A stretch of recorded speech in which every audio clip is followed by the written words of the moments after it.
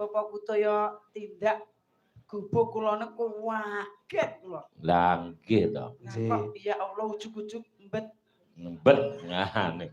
Lah nggih. Mbak Bintari niku sakniki guyu mawon sing nyawer niku jutaan. Lho. Oh ngoten, Pak. Nggih, mergo nggih dayane Mbah Sigir niku. Ngaten. Mbah Sigir niku nak lenggah ngoten nika ya kaya wong randayan nak wis munggah panggung terus gawe busana napa busana napa niku bupati napa-napa kiprah. Wah.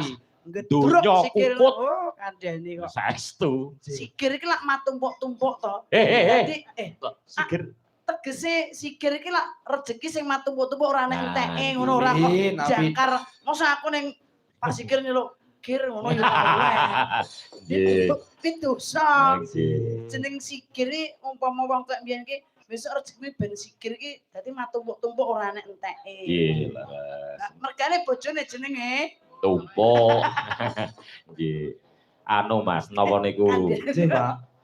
Napa niku panjenengane Mbah Sigir nika pancen kagungan nadar utawi unek-unek yen kelakon Gusti kuwi mau ngijabahi yen to ingkang wayah ingkang kakung menika pinanggih jatuh keramanipun badhe gelar ringgit purwa nyuwun pangapunten sanget kanthi dalang Pak Gutaya Cermo Sudarmo. Nggih. Pramila dinten menika sampun luar kala wau lak dereng wonten atur pramila mumpung niki di live streaming kalian Malik official. Nggih. Nggih, pramila nggih matur nuwun sanget. Sembah nuwun. Nggih. Kanca-kanca padha ngumpul. Kompak saestu Pak iki. Wah, mirasa saestu. Jenengan bejo kemayangan mayang ditunggoni Mbah Parno Tembel. Wah, nggih. Wah. Awune niki sing apik. Dados pundi, Pak? Nah, apa-apane liya-liyane wis mbuh ning awune untu wis entek saiki ning awune sing apik. Nggih. Wah, asepe niku anu nggih ampuh ya, Pak. Pak Mantep Sudarsono niku nak mboten sing nabuhi Mbah Parno Tembel. Wah, mboten pripun. Nggih. Tur dasare Pak Mantep nika riyin perguruanipun gurunipun manggenipun wonten Kendal wonten Patalan. Wonten Patalan nggih, Pak? Nggih, wonten Patalan wonten nggene lurah sinten nika?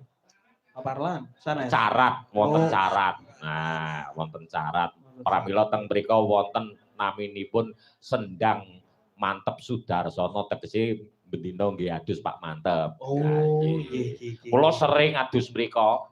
Kanca kula nggih inces niku. Nggih.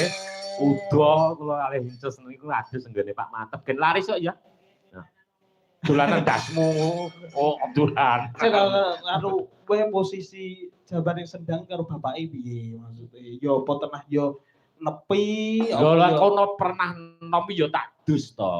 Oh. Aku lah biyen sing ngedus ya Mbah Sigir. Lah genten aku ngedus inces. Oh, tapi nggih anu Pak, ngagem sedekep. Duh piye to. Ya sak ora-orane ping 21 nganti tili-tili kae. Nggih. Matur nuwun nggih. Butoe ngalah berkah. Amin, amin Pak, amin. Wis rasah ngarep apa-apa, sing penting dongane Mbah Sigir muga-muga kadang seniman niki sedaya pinaringan waras, pinaringan laris, gacal nggih pados rezeki. Ngoten mawon Amin ya rabbal alamin. Kalian kula nyuwun pangestu nggih Pak, panjenengan mugi-mugi nggih anake dijeran bantu. Nggih. Ndak Mboten ndang oleh. Lah piye? Gusti Allah anu ridhoni. Oh iya amin amin. Cahe wis kudu. Harus kempet ya. Kula ingin. Kula niku nek ngerti inces sih rasane yo kaya serang ngalor ngidul. Matamu dedel kuwi. Aku pada aku. Lah ngerti aku ora ngalor ngidul apa yo ngedan. Nyuwun berkahipun, Pak. Nggih, pelok Mbak, pelok pengasih ya.